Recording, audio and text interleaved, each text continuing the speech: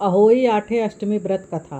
प्राचीन काल में झांसी के समीप दतिया नामक नगर में चंद्रभान नामक साहूकार रहता था।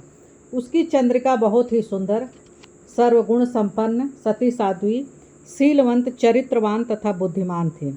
उसके कई पुत्र पुत्रियां थीं, परंतु वे सब बाल अवस्था में मृत्यु को प्राप्त हो गए। इस प्रकार संतान के मारे जाने का उन्हें दुख था। वे पति पत्नी नित्य प्रति मन ही मन सोचा करते थे कि हमारे मर जाने के बाद इस अपार धन, अपार संपत्ति का अधिकारी कौन होगा। एक दिन उन दोनों ने निश्चय कर लिया कि इस समस्त धन संपत्ति को त्याग कर कहीं वन चलकर भजन करें।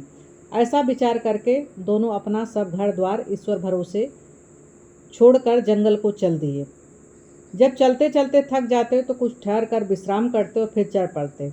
इस प्रकार चलते चलते वे दोनों प्राणी बद्रिका आश्रम के समीप शीतल कुंड के पास जा पहुँचे। वहां पहुंचकर उन दोनों ने खान पान आदि सब त्याग दिया और निराहार अपने प्राणों को त्याग देने का निश्चय कर लिया।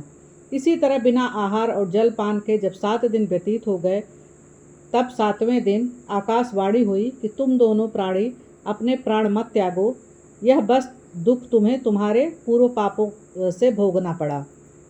सो अब तुम अपनी स्त्री से अहोई आठे, जो कार्तिक मास के कृष्ण पक्ष में आए, उसी आठे को अहोई माता का व्रत और पूजन कराओ।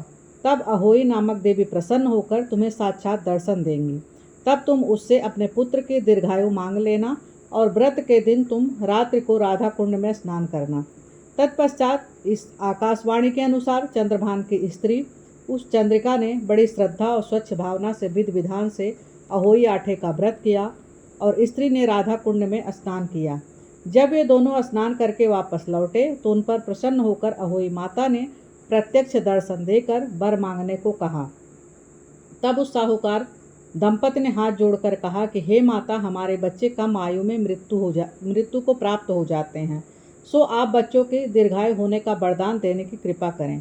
अहोई माता ने उन दोनों को मनोवृत्ति को जानकर उन्हें मुंह मांगा वरदान दे दिया। यह कहकर कि अहोई माता वहां से अंतर्ध्यान हो गईं।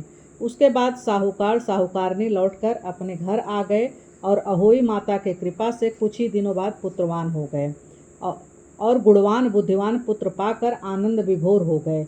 अहोई माता की कृपा से इस लोक में सुख भोग कर बैकुंठ चले गए। जय माता दी।